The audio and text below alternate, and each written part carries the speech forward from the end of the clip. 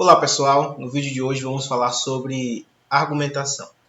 Primeiro ponto, eu trouxe aqui uma definição para a gente retomar um pouco esse conceito, né, de argumentação, porque a gente fala muito do tipo textual, dissertativo, argumentativo. Eu já apresentei aqui para vocês a diferença entre dissertar e argumentar. E aí a definição que eu sempre apresento aqui sobre argumentação é a seguinte: dar opiniões sobre o tema, tendo como objetivo convencer o leitor. Então essa é assim uma definição mais genérica que você consegue encontrar aí no Google, em alguma IA talvez, ou até mesmo numa conversa do dia a dia ali, as pessoas vão sempre trazer essa coisa de que o argumentar é você defender um ponto de vista seu.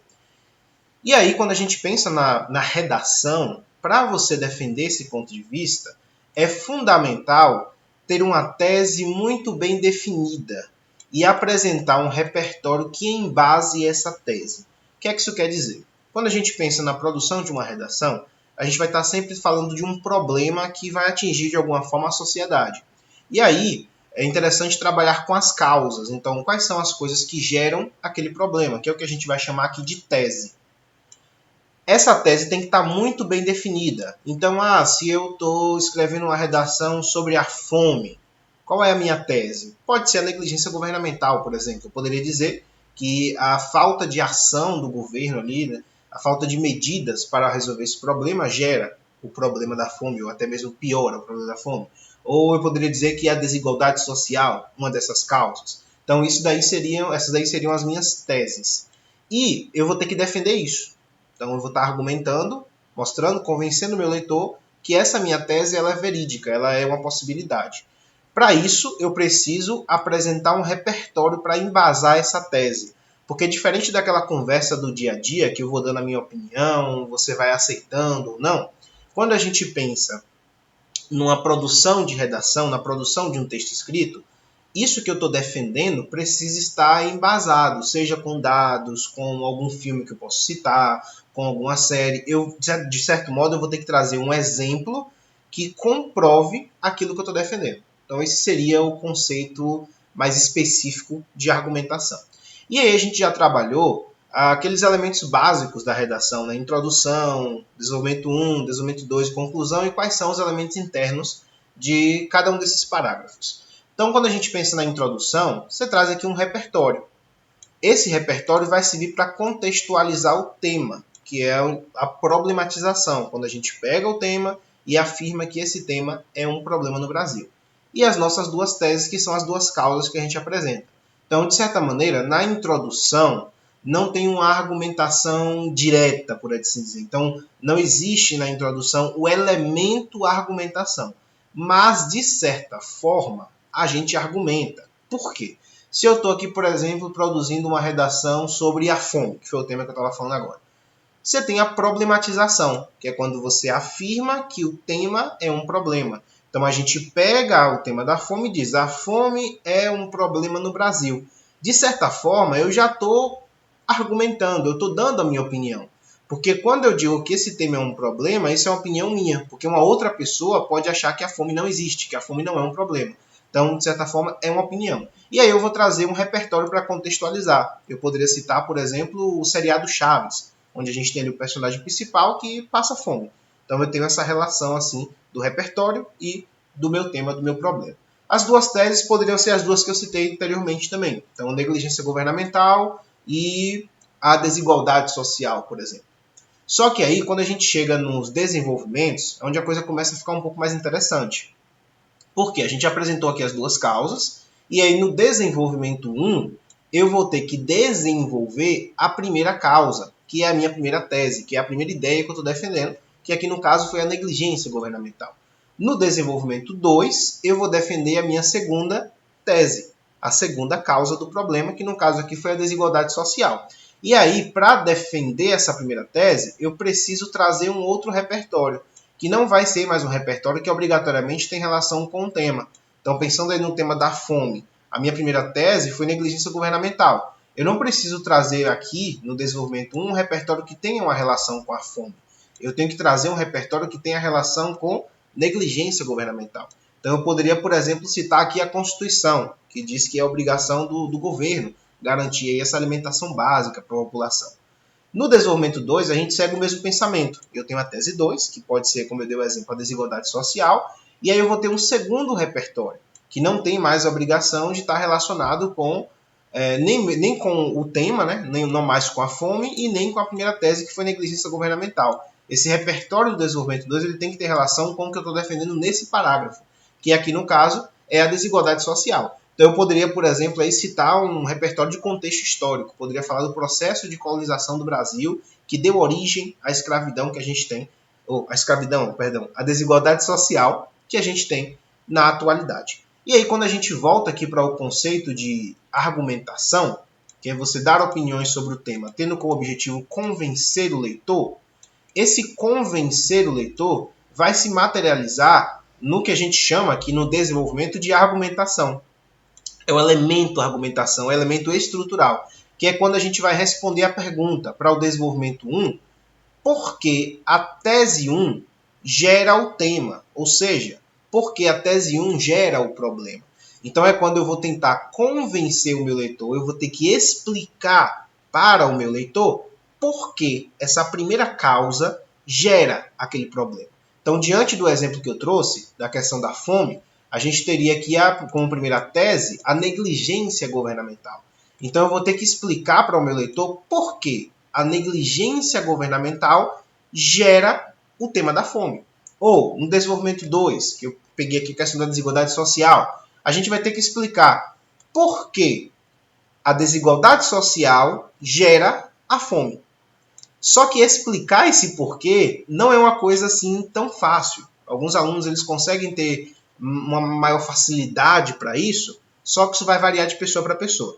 E aí foi pensando nisso que eu resolvi trazer para vocês uma outra maneira de responder esse porquê.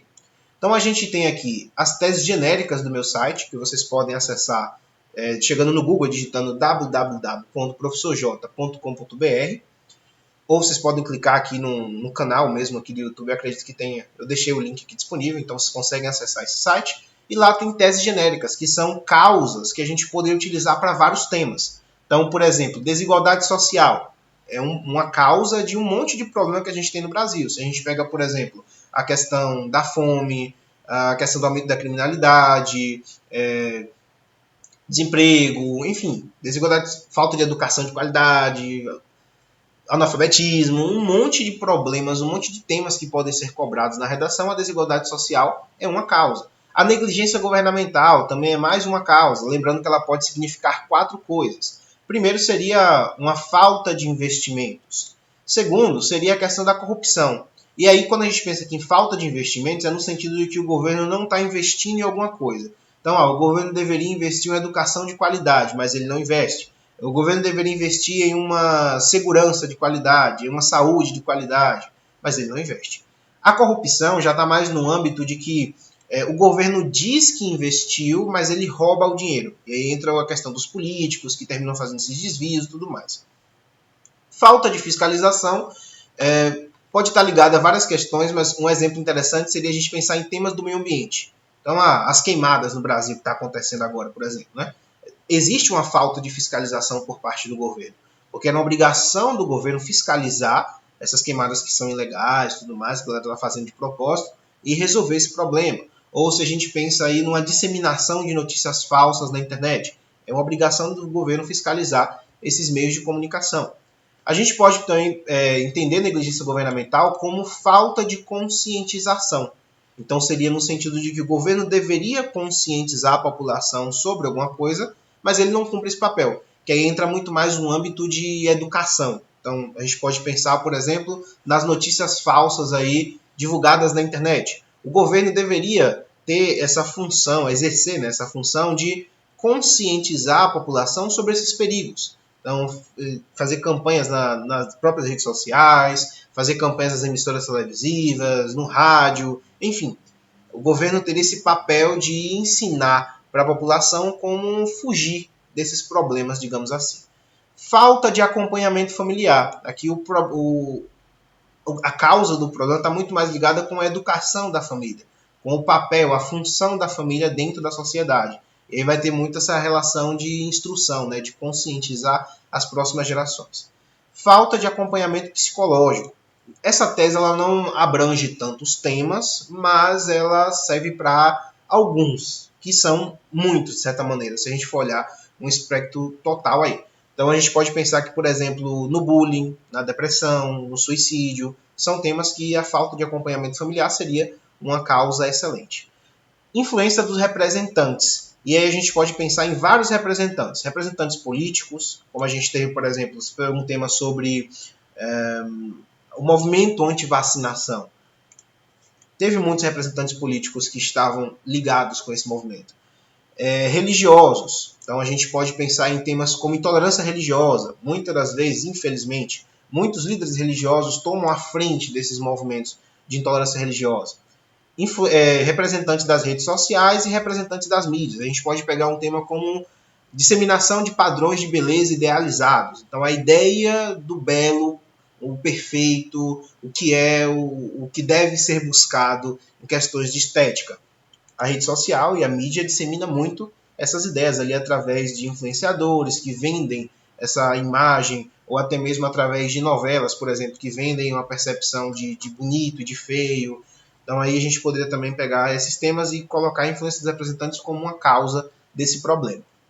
O pensamento capitalista está muito mais ligado aqui com a ideia de que um indivíduo, um grupo de indivíduos ou talvez uma empresa busca o lucro em detrimento do bem-estar social. Em qual sentido? Se a gente pensa, por exemplo, um tema como desastres ambientais no Brasil, a gente poderia citar aí o desastre de Brumadinho, o desastre de Mariana. Tem um processo de pensamento capitalista, ou até mesmo as queimadas, na atualidade. Por quê? Um grupo de indivíduos, ou um indivíduo, ou uma empresa, ela busca esse lucro excessivo, como a gente teve na questão dos desastres de Brumadinho e de Mariana, que as empresas não queriam gastar com medidas preventivas, com a manutenção e tal, e terminou gerando um desastre que a gente já conhece. E também as queimadas, que muitas das vezes alguns donos de fazendas e tal realizam essas queimadas para economizar com o maquinário que deveria ali arrancar a plantação velha para poder fazer o replantio, e opta pelas queimadas, só que aquele fogo vai e se espalha, entra nas florestas e tal, enfim, o cenário que a gente já conhece. Então aí seria um pensamento capitalista que é uma causa de um problema maior. Por fim, a falta de criticidade, que é no sentido de que a população não se coloca de uma maneira crítica. É interessante destacar que essa tese, que ela dialoga um pouco com a falta de conscientização, porque os dois estão nesse âmbito de senso crítico, só que a falta de conscientização, o culpado é o próprio governo, porque ele deveria conscientizar sobre e ele não faz. Quando a gente pensa na falta de criticidade, a gente está colocando a culpa na população.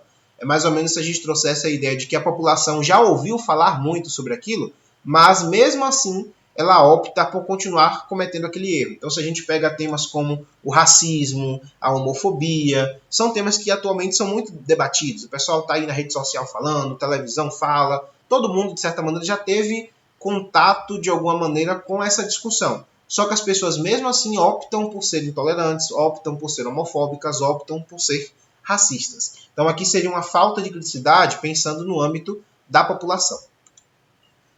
E aí, agora que a gente já sabe quais são as teses genéricas, né, quais são as causas que a gente pode utilizar em vários temas, o difícil é responder essa pergunta.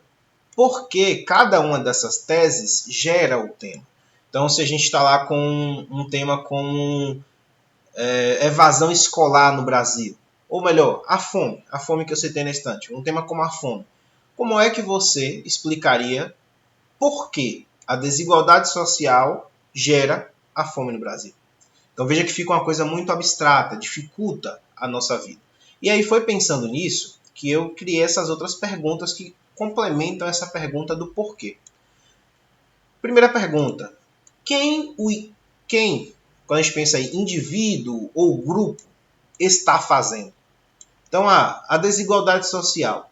Quem é que está realizando a desigualdade social?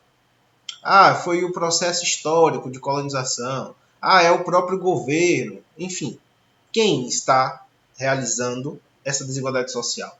Quem, indivíduo ou grupo, não está realizando essa desigualdade social? E aí você vai ter que escolher uma das duas perguntas. Nem sempre as duas vão caber. Eu vou trocar a causa porque vai ficar mais óbvio para vocês do que a desigualdade social. Então vamos pegar aqui, por exemplo, a negligência governamental no sentido de falta de conscientização. Então, por exemplo, a pergunta seria: por que a negligência governamental, né, porque a falta de conscientização por parte do governo gera o tema, gera o problema?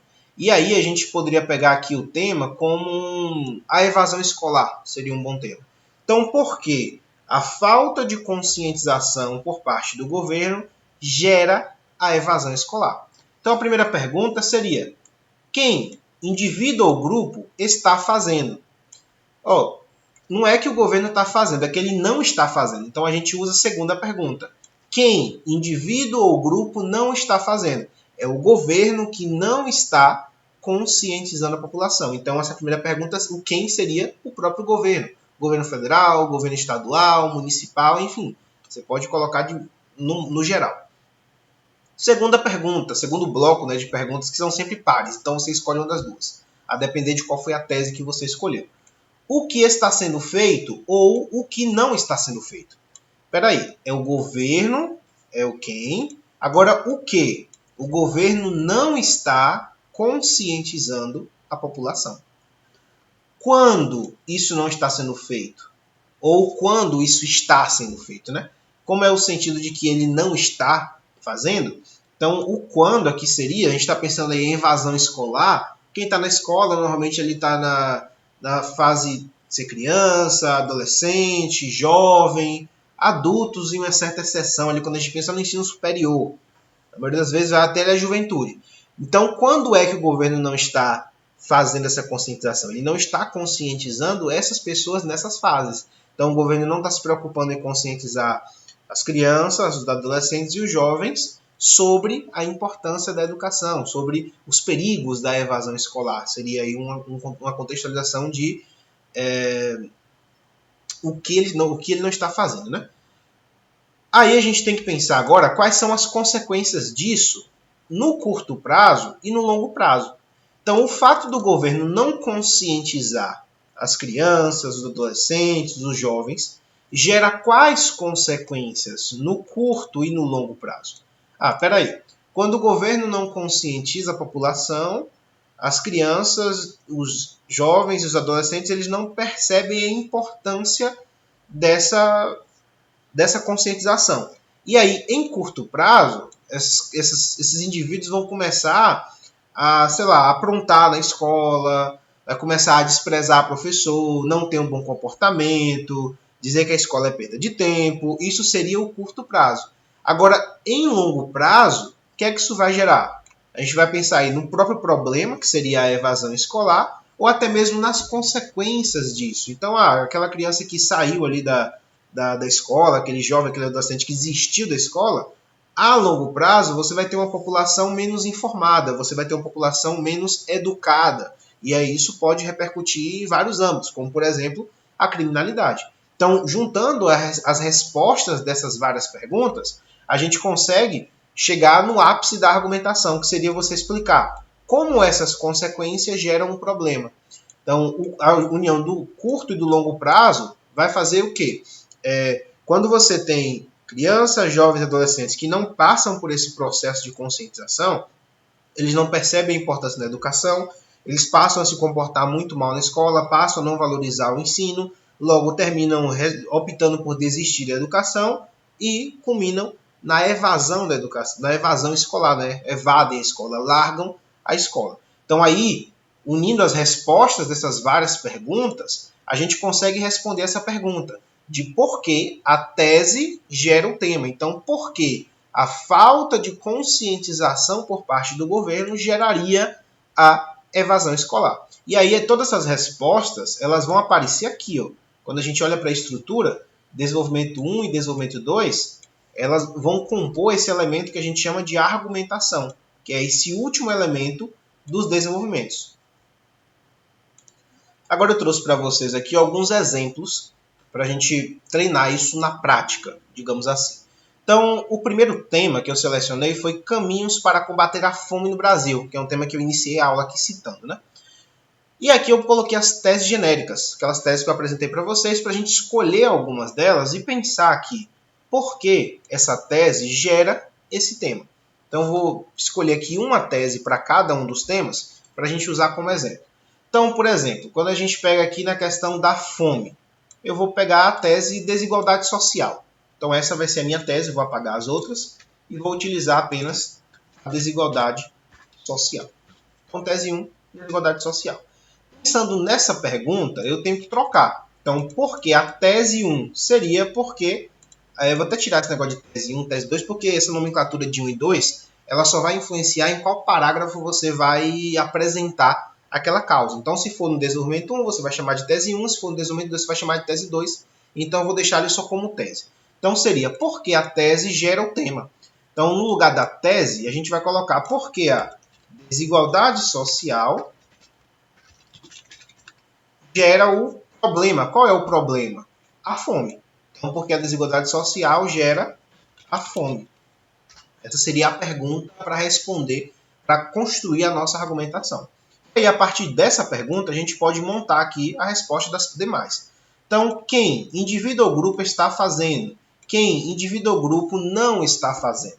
Nesse sentido de desigualdade social, você não vai ter um indivíduo, um grupo necessariamente que faz a desigualdade social. Mas aqui a gente pode pensar numa questão meio que histórica. O que é que gerou a desigualdade social na atualidade? Foi o processo histórico. Então, o processo histórico de formação do Brasil. Isso aqui é interessante porque já dá indício de um repertório que a gente poderia utilizar. Lembrando que repertório é um exemplo, né?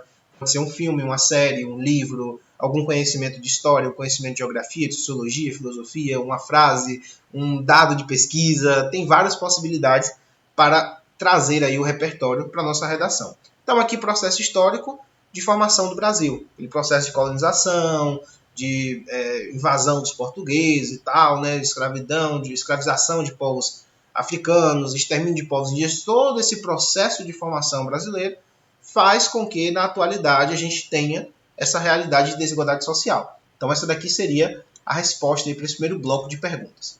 No segundo bloco, o que está sendo feito?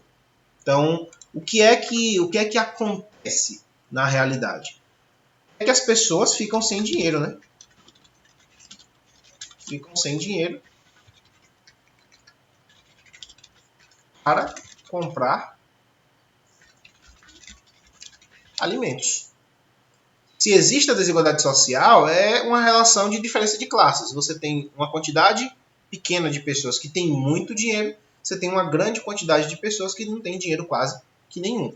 Então, quando a pessoa não tem esse dinheiro, o que acontece, o que está sendo feito, na verdade, é que elas ficam sem dinheiro. Elas não têm dinheiro para comprar esse alimento por conta desse processo histórico. Quando isso está sendo feito? Quando isso está acontecendo? A gente vai pensar ali que, normalmente, quando você pensa em desigualdade social, esse fato de estar sem dinheiro vai atingir praticamente todo o processo da vida da pessoa. Então, a gente poderia pensar aí na infância, juventude, fase adulta e até mesmo idosos, né? Então, essa questão de desigualdade social pode atingir aí a população em todas as gerações, digamos assim. E quais são as consequências disso a curto prazo e a longo prazo? A curto prazo, a gente pode pensar numa questão de que essas pessoas podem terminar optando por alimentos mais baratos. Esse seria no curto prazo, né, digamos ali, o início de um processo de desigualdade social. Depois disso, essas pessoas passam a pedir alimentos, já que elas não vão ter mais de onde tirar essa alimentação. E a gente pode chegar num ápice aí, que seria já, pensando num longo prazo, essas pessoas podem terminar morrendo de fome por não receberem ajuda, né? Então isso aí é algo que está presente na realidade brasileira de modo geral, no nosso dia a dia, digamos assim. E como essas consequências geram o problema. Todo esse processo, então, por não ter condições de adquirir, de comprar, né, os alimentos, essas pessoas passam fome. Então, isso daí seria a realidade. Agora, a questão é, você pega todas essas informações de que teve um processo histórico que faz com que as pessoas fiquem sem para comprar alimentos, seja ali na infância, na juventude, na fase adulta, ou até mesmo idosos. Essas pessoas terminam optando inicialmente por alimentos mais baratos, depois elas passam a pedir alimentos e pode culminar até a morte. E, por não ter condições de comprar alimentos, as pessoas passam fome. Então você cria todo um encadeamento aí de ideias que chega até o problema final, que seria a questão da fome. Então aqui a gente junta tudo isso para poder responder a pergunta: por que a desigualdade social gera a fome? Então você convence o seu leitor de que realmente a desigualdade social é uma causa desse problema fome. O segundo tema que eu trouxe para vocês foi a importância do combate da evasão escolar. Não seria combate à evasão escolar, perdão. A crase. Combate à evasão escolar. Nesse caso, eu vou optar pela falta de acompanhamento familiar. Seria uma boa tese aqui para a gente exemplificar. Então, vou colocar aqui tese. Falta de acompanhamento familiar. Agora a gente tem a pergunta, né? Por que a tese 1 ou 2, como eu expliquei, desenvolvimento 1 desenvolvimento 2, gera o problema? Então seria porque a falta de acompanhamento familiar gera o problema. Qual é o problema principal? A evasão escolar. Então a gente vai se perguntar por que o fato das famílias não acompanharem as crianças, os jovens, os adolescentes, faz com que a evasão escolar surja no Brasil. Então, quem, indivíduo ou grupo, está fazendo alguma coisa, ou quem não está fazendo alguma coisa? Nesse caso, são as famílias, né? Então, as famílias não estão dando o suporte necessário. Então, elas não estão ali conscientizando, não estão falando sobre a importância, não estão acompanhando, não estão verificando, que aí já responde aqui o que está sendo feito. Então, aqui o quem seria as famílias. E o que não estão dando o suporte necessário. O que seria esse suporte? Você pode trazer detalhes. Quanto mais detalhes você trouxer para a sua redação, mais rica ela vai se tornando, mais rica a sua argumentação se torna. Então, o que seria esse suporte? Não falam sobre a importância da educação, não verificam o comportamento das crianças, jovens e adolescentes nas escolas. A gente poderia pensar, não verificam quais são as companhias e influências, né, desses estudantes, etc. Aí vai ficar muito um critério de criatividade de cada pessoa, quanto de detalhes ela vai conseguir trazer para a sua própria redação. Lembrando que quanto mais você traz, mais rica se torna a sua redação, a sua argumentação, principalmente. Só que você tem que tomar cuidado com a quantidade de linhas. Então você tem que mensurar isso também, o quanto eu posso escrever para cada parágrafo. Quando isso está sendo feito, quando não está sendo feito. Então a gente vai pensar aí nas fases, né? A gente vai pensar em crianças, adolescentes e jovens. Dificilmente a gente vai pensar no acompanhamento familiar para adultos, porque a pessoa que está ali no EJA, ela muitas vezes já trabalha, já é uma pessoa que já é maior de 18 anos, enfim. Então aí a família já não tem mais essa obrigação desse acompanhamento. Então, apurado, a gente vai olhar mais para a realidade de crianças, adolescentes e jovens. Quais são as consequências disso a curto prazo e a longo prazo? É aquela ideia de que a curto prazo isso gera um desinteresse específico. Então, o que é que isso seria? Esses indivíduos, esses estudantes, né, não valorizam a educação.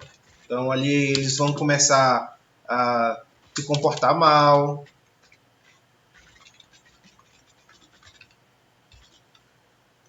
tirar notas ruins, filar aulas,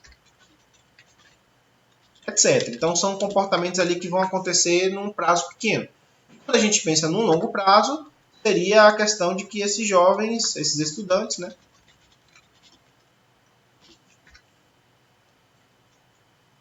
não, digamos assim, eles não veem mais razão para estudar, não compreendem o motivo ou a razão, né?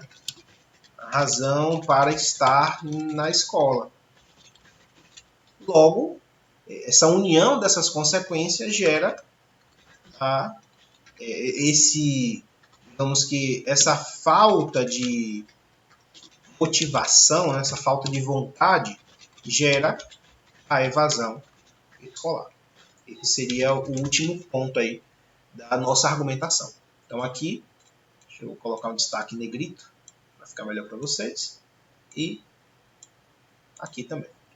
Agora, o terceiro tema que eu elenquei aqui é a questão das queimadas. As queimadas e seus impactos no meio ambiente. A gente poderia pegar aqui no sentido de falta de fiscalização, a negligência governamental como falta de fiscalização.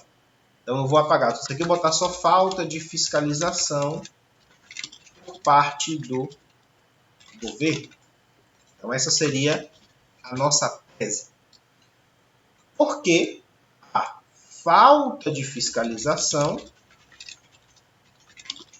por parte do governo gera, o nosso tema principal é as queimadas, né? Então gera as queimadas. Então, qual é o grupo, o indivíduo que está ou não está fazendo alguma coisa? Nesse caso seria o governo. O que ele está fazendo ou o que ele não está fazendo? Nesse caso, o que ele não está fazendo? Não está fiscalizando. A gente pode colocar de modo geral a população, né? A população que realiza as queimadas de maneira proposital.